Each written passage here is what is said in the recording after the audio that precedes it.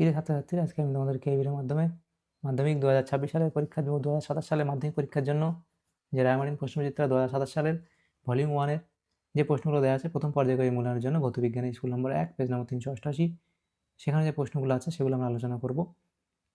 তো সেই প্রশ্নগুলো দেখো, তোমরা দেখে নাও 1 নম্বর স্কুলে যে প্রশ্নগুলো আছে। তোমরা যদি নতুন হয়ে থাকো আমাদের চ্যানেলটা অবশ্যই চ্যানেলটাকে সাবস্ক্রাইব করে রাখবে পরবর্তী যে স্কুলগুলো আছে সেগুলো প্রশ্ন উত্তর পাওয়ার জন্য। আজকে আমরা 1 নম্বর স্কুলের প্রশ্ন উত্তরগুলো আলোচনা করব। এখানে দেখো যে প্রশ্নগুলো দেওয়া আছে 1 নম্বরে। তো আমরা হয়তো মাঝখানে কয়েকটা প্রশ্ন বাদ দিয়ে যাবো, যেগুলো তোমরা পেয়ে যাবে বই থেকে উত্তর। আমরা অঙ্কগুলো সব করে দেবো, আর এমসিকিউ এসএগুলো করবো এবং বড় প্রশ্ন যে অঙ্কগুলো সেগুলো আমরা করব। তো এখানে দেখো বিভাগ গ্রুপ এর মধ্যে যে প্রশ্নগুলো আছে 7টা প্রশ্ন আছে, 1 নম্বর করে 7 নম্বর দেওয়া হয়েছে। একের দাগে বলা আছে দেখো বহু বিকল্প ভিত্তিক প্রশ্ন, প্রতিটি প্রশ্নে 4টি করে বিকল্প উত্তর দেওয়া আছে, যেটি ঠিক সেটি লেখো। প্রথম প্রশ্ন কি? স্টোন ক্যান্সারের কারণ হলো, তাহলে এখানে তোমাদের হবে অল্প বৃষ্টি, অপশান ডি। পরবর্তী প্রশ্ন দেখো যেটা বলা আছে CAL dot mole inverse into degree centigrade inverse এককে আদর্শ গ্যাস ধ্রুবকের মান, তাহলে কত হবে? 1.98, অপশান এ। পরবর্তী প্রশ্ন মোটর গাড়িতে ব্যবহৃত রিয়ার ভিউ যে মানে মোটর গাড়িতে ব্যবহৃত রিয়ার ভিউ মিররটি হলো একটি, এখানে তাহলে কি হবে? সেটা হবে অপশান বি, অর্থাৎ উত্তল দর্পণ। এর পরবর্তী প্রশ্ন কি?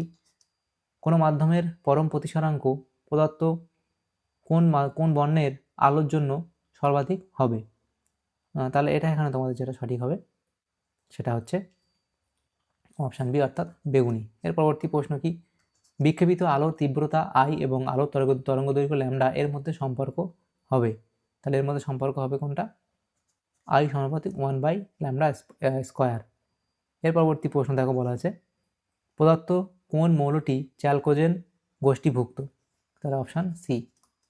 পরবর্তী প্রশ্ন প্রদত্ত কোন যৌগটি, আচ্ছা এখানে অপশান সি অর্থাৎ ও। পরবর্তী যে প্রশ্ন প্রদত্ত কোন যৌগটিতে সমযোজী ত্রিবন্ধন বর্তমান, তাহলে সেটা হচ্ছে N2, অপশান সি।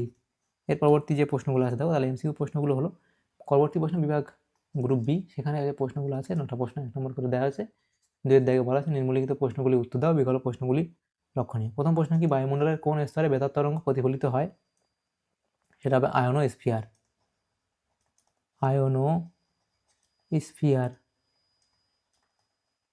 এর পরবর্তী প্রশ্ন কি? ওজোন স্তরের ঘনত্ব কোন এককে পরিমাপ করা হয়? ওজোন স্তরের ঘনত্ব কোন এককে পরিমাপ করা হয় সেটা তোমরা জানো, ডবসন এককে। এর পরবর্তী প্রশ্ন সিএনজি এর মূল উপাদান কি? তাহলে সিএনজি এর মূল উপাদান হলো মিথেন। সিএনজি এর মূল উপাদান মিথেন। এর পরবর্তী প্রশ্ন সেটা বলা আছে দেখো -27°C উষ্ণতাটি কেলভিন স্কেলে কত হবে? তাহলে কেলভিন স্কেলে কত হবে? তাহলে সেটা কি হবে? -27 প্লাস 273 আমাদের যোগ হবে, তাহলে সেটা আমাদের যোগ করলে কত হবে? তাহলে প্লাস মাইনাসে মাইনাস হয়ে যাবে, তাহলে 27 যদি এখানে বাদ দেওয়া হয়, 7 আর কত দিলে এখানে হবে 13, 6 আর হাতে 1 থাকলো, 2 আর 1 3, 3 কত দিলে 7, 4, তাহলে 246 কেলভিন। এর পরবর্তী প্রশ্ন কি? গ্যাসের অণুর গতিশক্তির সঙ্গে পরম তাপমাত্রার সম্পর্ক কি? তাহলে গ্যাসের অণুর গতিশক্তির সঙ্গে পরম তাপমাত্রার সম্পর্ক হচ্ছে সমানুপাতিক। তাহলে তোমরা এটা লিখবে কি? যে গ্যাসের অণুর গতিশক্তির সঙ্গে পরম তাপমাত্রার সম্পর্ক সমানুপাতিক। এর পরবর্তী প্রশ্ন অবতল দর্পণ কখন বস্তুর অসৎ বিম্ব গঠন করবে? যখন বস্তু অবতল দর্পণের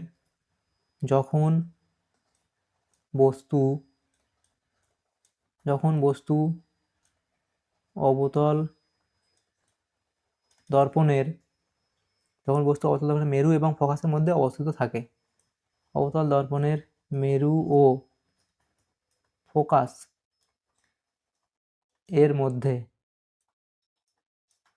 থাকে। এর পরবর্তী প্রশ্ন কি? সুস্থ ব্যক্তির ক্ষেত্রে দৃষ্টির নিকট বিন্দু দূরত্ব কত? 25 সেন্টিমিটার। এর পরবর্তী কথা 25 সেমি। 2.7 প্রশ্ন বলা আছে আপাতন কোণের মান কত হলে স্নেলের সূত্র প্রযোজ্য হয় না? তাহলে আপতন কোণের মান কত হলে স্নেলের সূত্র প্রযোজ্য হয় না? 0 ডিগ্রি হলে। এর পরবর্তী প্রশ্ন অথবা দিয়ে দেখো বলা আছে কি, সেটা হলো আচ্ছা 0 ডিগ্রি অর্থাৎ কি লম্ব আপতনের ক্ষেত্রে যে স্নেলের সূত্র কি আপতন কোণের মান কত হলে স্নেলের সূত্র প্রযোজ্য হয় না? 0 ডিগ্রি অর্থাৎ লম্ব আপতনের ক্ষেত্রে। পরবর্তী প্রশ্ন অথবা দিয়ে একটি প্রাকৃতিক বর্ণালীর উদাহরণ দাও। একটি প্রাকৃতিক বর্ণালীর উদাহরণ তোমরা দেবে। রামধনু। পরবর্তী প্রশ্ন কি, পর্যায় সারণীর কোন গ্রুপে কঠিন, তরল ও গ্যাসীয় 3 অবস্থার মৌল পাওয়া যায়? তাহলে সেটা হচ্ছে কত? গ্রুপ 17-তে। এর পরবর্তী প্রশ্ন দেখো বলা আছে কি, বিবৃতিটি সত্য বা মিথ্যা লেখো। মূলত একটি সুস্থিত জলকাকার গঠন উৎপন্ন হওয়ার জন্যই আয়নীয় যৌগ গঠন করা সম্ভব নয়। এ প্রশ্ন উত্তর তোমরা কমেন্ট বক্সে কমেন্ট করবে জানা থাকলে। অথবা দিয়ে প্রশ্ন আছে কি দেখো, NaCl ও I2 এর মধ্যে কোনটি কার্বন টেট্রাক্লোরাইডে দ্রাব্য?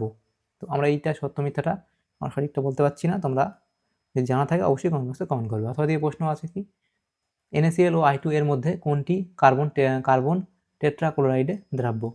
তাহলে সেটা তোমরা লিখবে যে এখানে হবে আয়োডিন। এখানে তোমাদের বলে দিই I2, এটি হচ্ছে কার্বন টেট্রাক্লোরাইডের দ্রাব্য।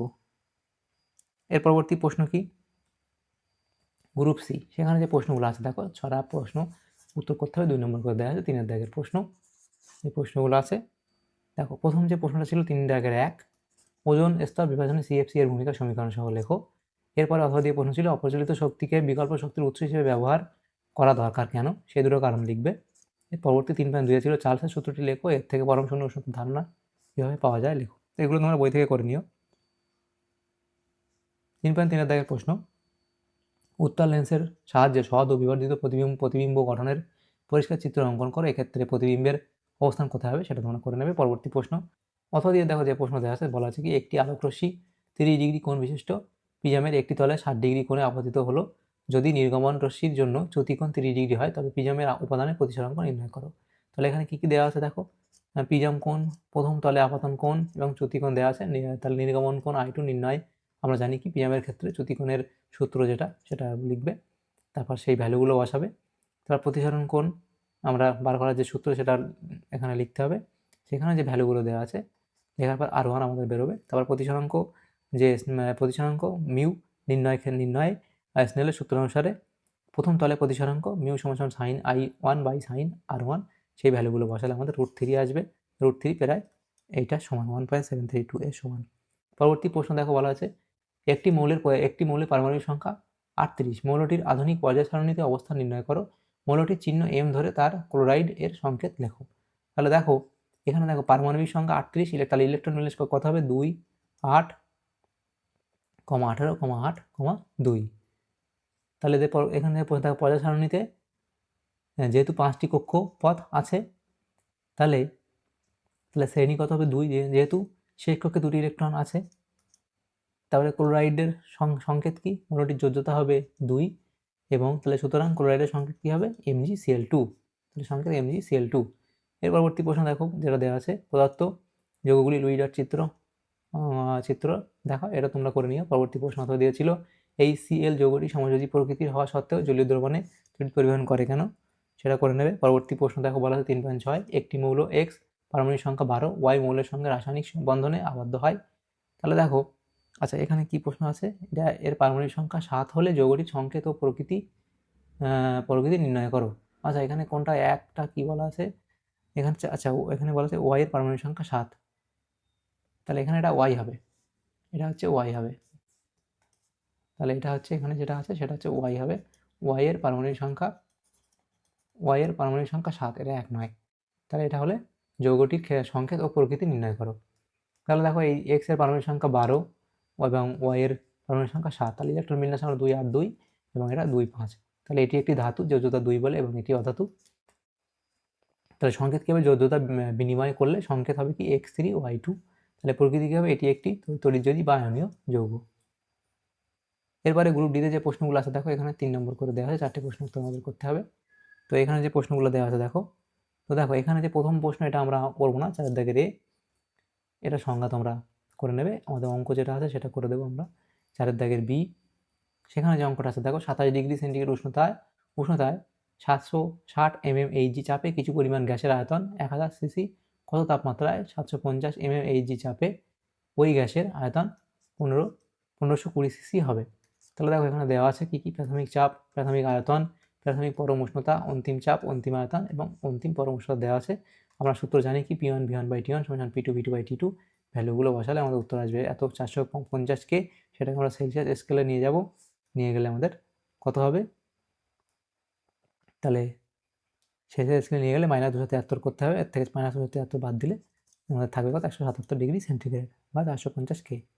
এর পরবর্তী প্রশ্ন ছিল যেটা দেওয়া আছে, আচ্ছা এটা আমার 27 ডিগ্রি একই প্রশ্ন দুবার চলে এসছে। আচ্ছা না, এটা আলাদা প্রশ্ন। 27 ডিগ্রি সেন্টিগ্রেড উষ্ণতা, 27 ডিগ্রি সেন্টিগ্রেড উষ্ণতা 1.8 ATM চাপে কোনো গ্যাসের আদর্শ ঘনত্ব 0.027 গ্রাম ইন্টু ml⁻⁻1 গ্যাসের আণবিক ভর নির্ণয় করো। আচ্ছা, এর আগে কোনো প্রশ্ন ছিল? আচ্ছা, এটার সাথে মনে ছিল বয়েলের সূত্রের ধ্রুবক রাশিগুলি কি, সেটা তোমরা লিখবে, গ্যাসের ভর ও গ্যাসের উষ্ণতা। আর এই অঙ্কটা যেটা দেওয়া আছে, এই অঙ্কটা হচ্ছে যে ভ্যালুগুলো দেওয়া আছে দেখো, চাপ, উষ্ণতা, ঘনত্ব, গ্যাসের গ্যাস ধ্রুবক এবং আণবিক ভর। সূত্র হচ্ছে PV = nRT। সেখানে ভ্যালুগুলো বসালে উত্তর হবে এত। পরবর্তী প্রশ্ন কি, 4.2 এর দাগের প্রশ্ন। তাহলে এখানে 4.2 এর দাগে যে অঙ্কটা দেওয়া আছে দেখো, যে জল ও কাঁচের পরম প্রতিসরাঙ্ক বলা আছে। এত হলে কাঁচ সাপেক্ষে জলের প্রতিসরাঙ্ক কত হবে যদি বায়ুতে আলোর বেগ 3 × 10⁸ মিটার × 10⁻⁻1 হয়, তবে কাঁচে আলোর বেগ কত হবে? তাহলে এখানে জলের পরম প্রতিসরাঙ্ক দেওয়া আছে এবং কাঁচের পরম প্রতিসরাঙ্ক দেওয়া আছে। এবার তাহলে কাঁচ সাপেক্ষে জলের প্রতিসরাঙ্ক সেটা আমাদের কত হবে, 8/9। তাহলে কাঁচ সাপেক্ষে জলের প্রতিসরাঙ্ক কত হবে, 8/9। এবং এটাকে ভাগ করলে উত্তর এত হবে, না হলে 8/9 এটা ভাগ করলে এটাও লিখতে পারো। এবং পরবর্তী যেটা বার করতে বলা হচ্ছে, কাঁচে আলোর বেগ নির্ণয় করতে বলা হচ্ছে। তাহলে আমরা জানি প্রতিসরাঙ্ক সমান সমান যে বায়ুতে আলোর বেগ বাই মাধ্যমে আলোর বেগ। তাহলে দেখো কাঁচের ক্ষেত্রে আমাদের কি হবে, এখানে দেখো যে প্রতিসরাঙ্ক হচ্ছে কত, 3/2। কাঁচের ক্ষেত্রে প্রতিসরাঙ্ক কত, মিউটা প্রতিসরাঙ্ক কত, 3/2 সমান সমান আমরা এখানে লিখবো বায়ুতে আলোর বেগ কত, 3 × 10⁸8। এবং মাধ্যমের আলোর বেগ কত, এখানে আমরা এখানে এটা লিখবো। তারপরে দেখো ভিজি লিখবো। তাহলে এবারে আমরা ভিজির ভ্যালুটা বার করলে আমাদের কত হবে, এত। তাহলে কাঁচে আলোর বেগ কত, এত। এর পরবর্তী প্রশ্ন, তাহলে দেখো আমাদের এখানে যে অঙ্কগুলো ছিল বড় গ্রুপ ডি এর মধ্যে, সেগুলো আমরা আলোচনা করলাম, বাকি প্রশ্নগুলো আমরা আলোচনা করলাম না। তো তোমরা কমেন্ট করবে যদি তোমাদের এই প্রশ্নগুলো লাগে, আর না হলে আমরা শুধু অঙ্কগুলো আলোচনা করে দিলাম। আর বাকি কিছু কিছু প্রশ্ন আমরা বাদ দিয়েছি, সেগুলো সংজ্ঞা বা এমনি প্রশ্ন ছিল। আর অঙ্ক বা ক্যালকুলেটিভ যেগুলো ছিল সেগুলো করে দিয়েছি। তো তোমাদের যদি সামান্যতম উপকার আসে থাকে ভিডিওটা, অবশ্যই একটা লাইক করবে, বেশি বেশি করে বন্ধুদের সাথে শেয়ার করবে। আর পরবর্তী যে পেজগুলো আছে সেগুলোর প্রশ্ন উত্তর পাওয়ার জন্য অবশ্যই তোমরা আমাদের চ্যানেলটাকে সাবস্ক্রাইব করে রাখবে। Thank you, thanks for watching.